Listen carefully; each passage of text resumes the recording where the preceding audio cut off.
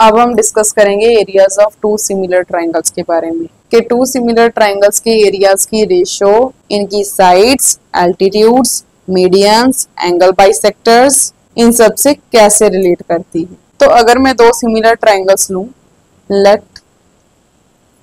Triangle ABC and दूसरी triangle PQR, मान लो ये दोनों ट्राइंगल्स आपस में सिमिलर हैं, तो इनके एरियाज की ratio, area of triangle ABC upon area of triangle PQR equals to होगी squares of ratios of their corresponding sides. इन दोनों ट्राइंगल्स की कोरस्पॉन्डिंग साइड्स कौन सी हैं?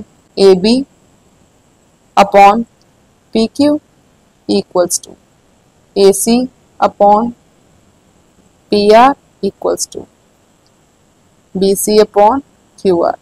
ये तो साइड्स की रेशियो होगी। मैंने क्या बोला? Ratio of areas of similar triangles is equals to square of ratios of their corresponding sides. Corresponding sides की रेशियो के स्क्वायर्स के इक्वल होती है एरियाज की रेशियो। इसके बाद दूसरी चीज आती है medians.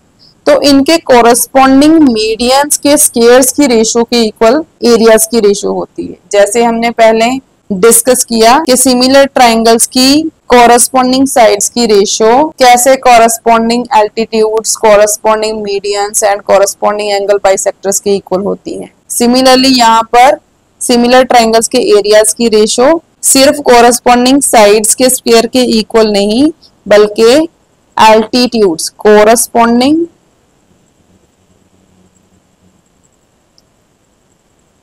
Altitudes of triangle, numerator में ये वाली ट्राइंगल की साइड्स लिख रहे हैं तो ABC upon corresponding altitudes of triangle PQR इसके स्क्वायर के इक्वल भी होंगी। अगर हम एग्जांपल के लिए एक एल्टीट्यूड ड्रॉ करें तो A से इस पर जो राइट एंगल होता है वो एल्टीट्यूड होता है एंड इससे ये वाला, तो ये दोनों कोरस्पॉन्डिंग एल्टीट्यूड्स हैं क्योंकि सेम कोरस्पॉन्डिंग वर्टिसेस से ड्रॉ किए गए हैं कोरस्पॉन्डिंग साइड्स पर। अगर इस पॉइंट को मैं M लूं एंड इसको N लूं तो ये इक्वल होगा AM square upon PN square, इसका होल स्क्वायर डाल देंगे। सेम बाकी के एल्टीट्यूड्स भी ड्रॉ कर सकते हैं। सेम ऐसे ही मीडियंस, कोरस्पॉन्डिंग मीडियंस की रेशियो के स्क्वायर के इक्वल भी होता है सिमिलर ट्राइंगल्स के एरियाज की रेशियो। तो इसको इक्वल्स लिख सकते हैं corresponding medians of triangle ABC upon corresponding median of triangle PQR। तो अब ये तो ड्रॉ करने की जरूरत नहीं है, सेम ऐसे ही मीडियन ड्रॉ कर देंगे। मीडियन आपको पता है क्या होता है, किसी वर्टेक्स से ऑपोजिट साइड के मिड पॉइंट को ज्वाइन कर दो तो वो मीडियन बन जाता है, ठीक है।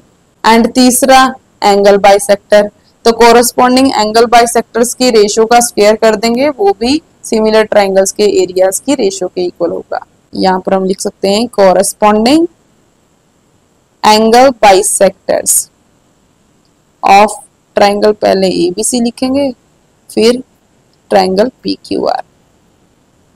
अगेन ABC को न्यूमरेटर में, PQR को डिनोमिनेटर में क्यों लिख रहे हैं?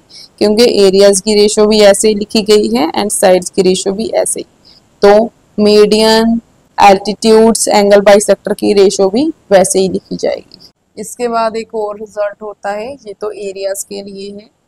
दो सिमिलर ट्राइंगल्स के पेरीमीटर्स की रेशियो इक्वल होती है कोरस्पॉन्डिंग साइड्स की रेशियो के। एरियाज है उसके लिए स्क्वायर लग रहा है, अगर पेरीमीटर की बात करेंगे तो बस ये स्क्वायर नहीं लगेंगे, यहाँ पर स्क्वायर लगाना था, स्क्वायर नहीं लगेंगे पेरीमीटर के लिए, एरिया के लिए स्क्वायर लगते हैं, बाकी सब सेम रहेगा। यहाँ पर हम लिख सकते हैं perimeter of triangle ABC upon perimeter of triangle PQR equals to corresponding sides की ratio, that is AB upon PQ equals to AC upon PR equals to BC upon QR। देखो स्क्वायर नहीं लगा रहे हैं, बाकी सब सेम। यही ऐसे इक्वल्स टू होगा similarly corresponding altitudes of triangle ABC upon corresponding altitudes of triangle PQR, ठीक है। Similarly corresponding medians of triangle A B सी, ऐसे corresponding medians of triangle P Q R. Similarly यहाँ पर कॉरस्पॉन्डिंग मीडियन, मीडियन नहीं sorry, अब angle bisector लिखेंगे ना, angle bisector of triangle A B C upon corresponding angle bisector of triangle P Q R.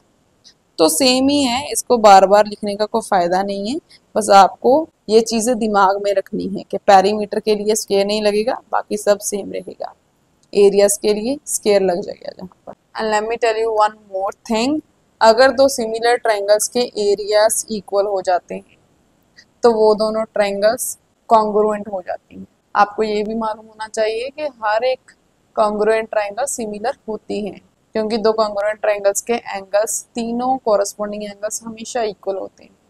तो congruent triangles तो हमेशा similar होगी, बट सिमिलर ट्राइंगल्स हमेशा कॉन्ग्रुएंट नहीं होती। सिमिलर ट्राइंगल्स तब कॉन्ग्रुएंट होती हैं अगर दो सिमिलर ट्राइंगल्स के एरियाज इक्वल हो जाएं। अब दो कॉन्ग्रुएंट ट्राइंगल्स के एरियाज तो हमेशा ही इक्वल होते हैं, बट अगर किसी केस में दो सिमिलर ट्राइंगल्स हैं एंड उनके एरियाज भी आपस में इक्वल हो जाते हैं तो वो ट्राइंगल्स कॉन्ग्रुएंट बन जाती हैं। अब ये चीज़ मैं यहाँ पर क्यों बता रही हूँ, क्योंकि यहाँ पर हमने सिमिलर ट्राइंगल्स की एरियाज की रेशो लिखी है। अगर मान लो इन दोनों ट्राइंगल्स के एरियाज इक्वल हो जाएं तो यहाँ पर ये एरियाज कट जाएंगे क्योंकि इक्वल हैं, तो यहाँ पर आ जाएगा 1। अगर यहाँ पर 1 आ जाएगा तो ये सारी रेशियोज इक्वल्स टू 1 की हो जाएंगी। और इसको थोड़ा सा सिंप्लीफाई करें, यहाँ पर मान लो एक ही साइड को लेकर करते हैं, A B upon P Q whole square equals to 1। अगर एरिया सेम हो तो कट के 1 आ जाएगा। तो यहाँ पर देखो, अगर मैं square root on both side करूँ तो ये A B upon P Q equals to 1 आ जाएगा। इस पी क्यू इस साइड शिफ्ट करूंगी तो A B equals to P Q हो जाएगा, 1 से मल्टीप्लाई करेगा तो कोई फर्क नहीं आएगा। A B equals to P Q, यहाँ पर A B equals to P Q आ गया है। ऐसे सिमिलरली बाकी रेशियोज के लिए सॉल्व करूंगी, क्योंकि ये भी इक्वल्स टू इसके हैं तो इसको भी इक्वल्स टू 1 लिख सकते हैं, ये भी इक्वल्स टू ये है तो इसको भी इक्वल्स टू 1 लिख सकते हैं। सभी के लिए सॉल्व करेंगे तो ये तीनों साइड्स आपस में इक्वल आ जाएंगे। तो कॉन्ग्रुएंसी में क्या होता है, तीनों एंगल्स एंड तीनों साइड्स, अगर दो ट्राइंगल्स में तीनों corresponding angles and corresponding sides आपस में इक्वल हो जाते हैं तो वो कॉन्ग्रुएंट होती हैं। अगर एरियाज दो सिमिलर ट्राइंगल्स के इक्वल हैं तो साइड्स इक्वल हो रही हैं, एंगल्स ऑलरेडी इक्वल होते हैं सिमिलर ट्राइंगल्स में। तो यहाँ से क्लियर है कि अगर दो सिमिलर ट्राइंगल्स के एरियाज इक्वल होते हैं तो वो ट्राइंगल्स कॉन्ग्रुएंट होती हैं। ये एक छोटा सा रिजल्ट था इनसे रिलेटेड।